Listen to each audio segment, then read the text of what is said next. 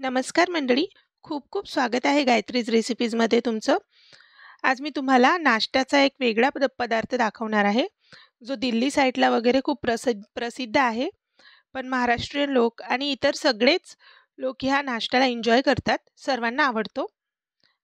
तो म्हणजे आलू पुरी. वेगवेगळ्या पद्धतीने बनवली जाते. एक वेगळी पद्धत स्टाईलची मी तुम्हाला दाखवते आहे आज. या ठिकाणी मी उकडलेले बटाटे घेतले आहेत, टोमॅटो, शोप, बडीशेप आणि लसण, हिरवी मिरची, आलं आणि कोथिंबीर यांना वाटून घ्यायचे आपल्याला. तर आलं, लसूण, हिरवी मिरची, कोथिंबीर सोबतच टोमॅटो आणि बडीशेप पण मिक्सरला वाटून घ्यायची आपल्याला. हे एकच वाटण लागणार आहे, जास्त काही साहित्य लागणार नाही. कसुरी मेथी आहे आणि हव्या असतील तर स्लिट केलेल्या हिरव्या मिरच्या टाकू शकता तुम्ही. तर सर्वात प्रथम आपल्याला टाकायची आहे जिरे, बडीशेप आणि जिरे. त्यानंतर हिंग टाकायचे. बडीशेप आणि जिरे, बडीशेप अख्खे ह्याप्रमाणे टाकली की त्याचा स्वाद खूप वेगळा येतो, छान असा सुवास दरवळतो. नंतर वाटण टाकायचे, स्लिट केलेल्या हिरव्या मिरच्या आणि गरम मसाला टाकायचा आहे. काश्मीरी मिरचीची पावडर टाकायची आहे. तुमच्या घरी जो उपलब्ध असेल मसाला तो तुम्ही या ठिकाणी यूज करू शकतात. धने जिरे पूड आणि हळद टाकली आहे. आता सर्व साहित्य हे छान असं मिक्स करून घ्यायचं आहे आपल्याला.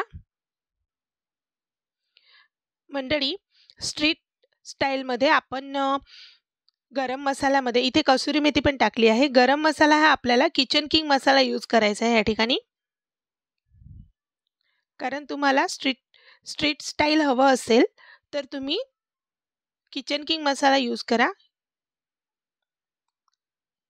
आणि छान असा परतून घ्या, मस्त असा भाजून घ्या तेलामध्ये, तेल सुटतपर्यंत. तेल सुटलं की त्यात आपल्याला बटाटे कुस्करून टाकायचे आहेत. उकडलेले बटाटे हातानेच कुस्करून टाका. मंडळी, आपण बाहेर फिरायला जात असताना जर रोड ट्रिपवर गेलो तर हे आपल्याला नक्कीच मिळतं. धाब्यांमध्ये, वेगवेगळ्या हॉटेल्समध्ये ही भाजी बनवली जाते. कुणी सुकी बनवतं, कुणी ह्या पद्धतीने पण बनवतं.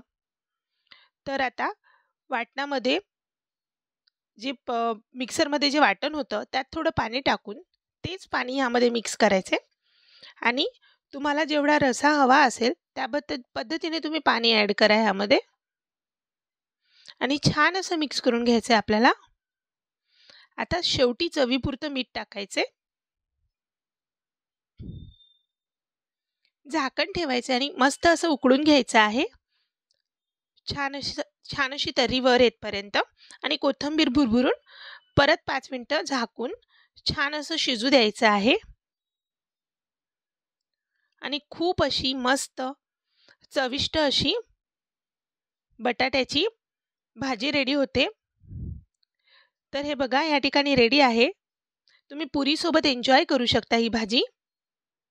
तुम्हाला जर रेसिपी आवडली असेल तर गायत्रीज रेसिपीला लाईक करा, शेअर करा, कमेंट करा, सबस्क्राईब करा आणि बाजूला दिलेल्या बेल आयकॉन पर क्लिक करा. थँक्यू.